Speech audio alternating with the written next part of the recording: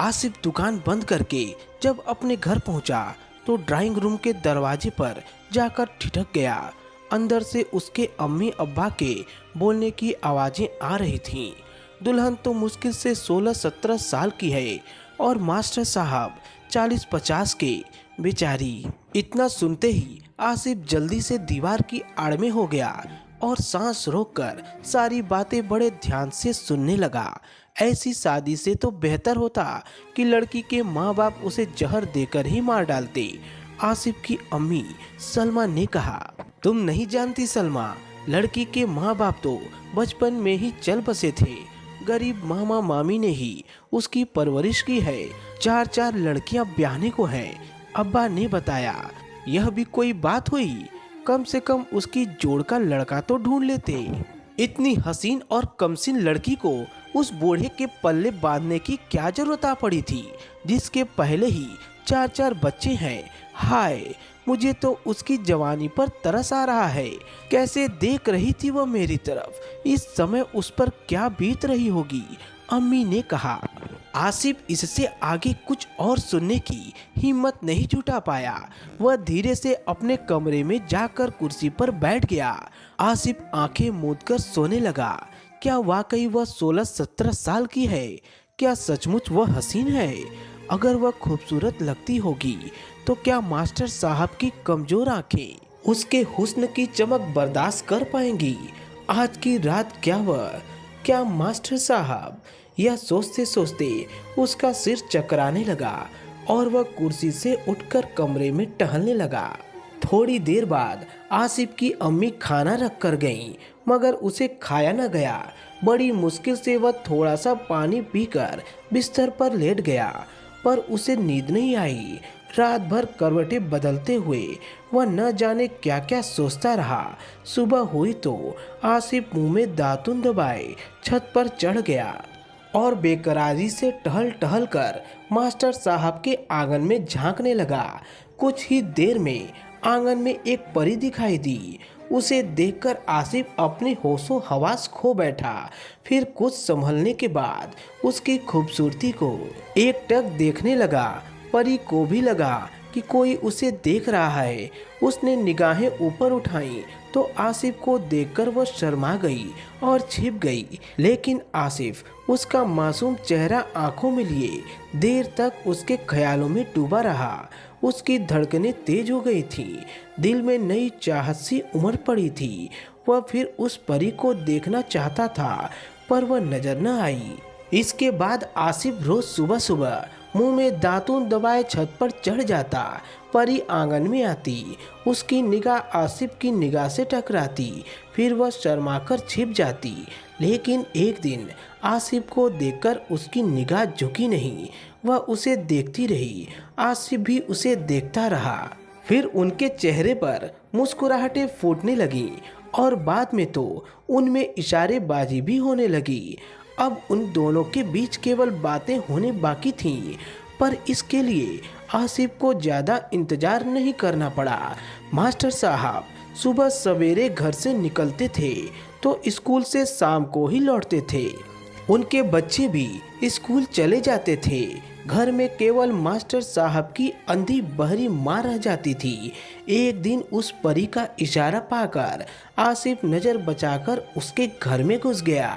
वह उसे बड़े प्यार से अपने कमरे में ले गई और पलंग पर बैठने का इशारा करके खुद भी पास बैठ गई। थोड़ी घबराहट के साथ उनमें बातचीत शुरू हुई। उसने अपना नाम जूही बताया, आसिफ ने भी उसे अपना नाम बताया। फिर दोनों ने यह जाहिर किया कि वे एक दूसरे पर दिलो जान से मरते हैं। आसिफ ने जूही के हाथों पर अपना हाथ रख दिया। वह सिहर उठी, उस पर नशा सा छाने लगा। आसिफ उसके जिस्म पर हाथ फेरने लगा। वह खामोश रही और खुद को आसिफ के हवाले करती चली गई। कुछ देर बाद जब वे दोनों एक दूसरे से अलग हुए तो जूही अपना दुखड़ा लेकर बैठ गई। ऐसा दुख जिसका आसिफ को पहले से अंदाजा था, लेकिन उसके मुंह से सुनकर आसिफ को पूरा यकीन हो गया। इससे उसका हौसला और भी बढ़ गया। वह जूही को बाहों में भरते हुए बोला, अब मैं तुम्हें कभी दुखी नहीं होने दूंगा। उसके बाद तो उनके इस खेल का सिलसिला सा चल पड़ा।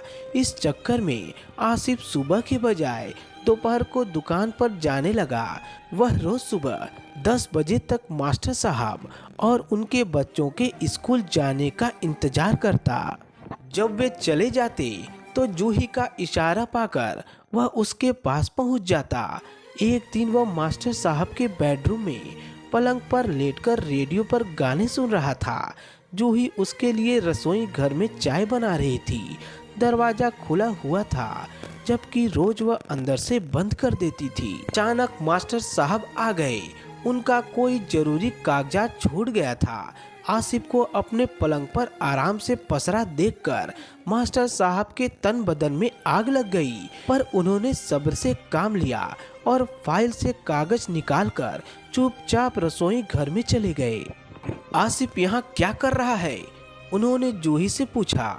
अचानक मास्टर साहब की आवाज सुनकर जूही का पूरा जिस्म कांप गया और चेहरे पर हवाइयां उड़ने लगी, लेकिन जल्दी ही वह संभलते हुए बोली, जी कुछ नहीं, जरा रेडियो का तार टूट गया था, मैंने ही उसे बुलाया है।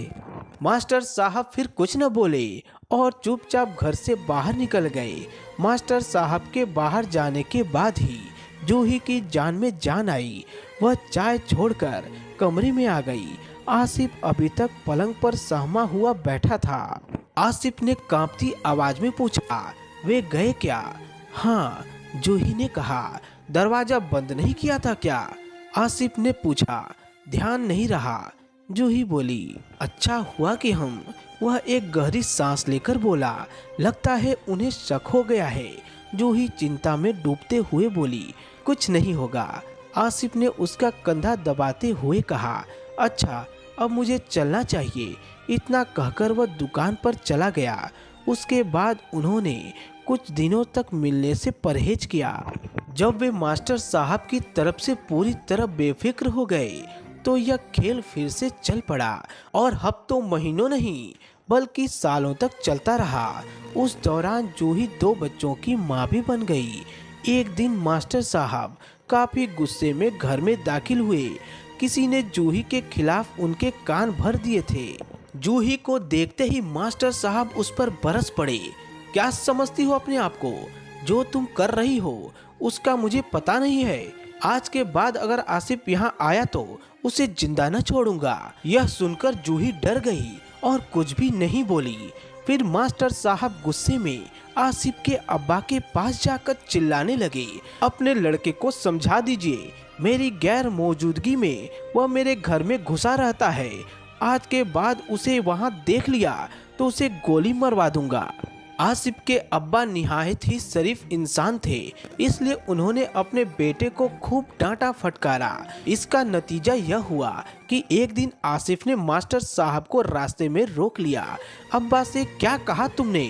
मुझे गोली मरवाओगे? तुम्हारी खोपड़ी उड़ा दूंगा। अगर उनसे कुछ कहा तो आसिफ ने मास्टर साहब का गिरबान पकड़कर धमकी दी।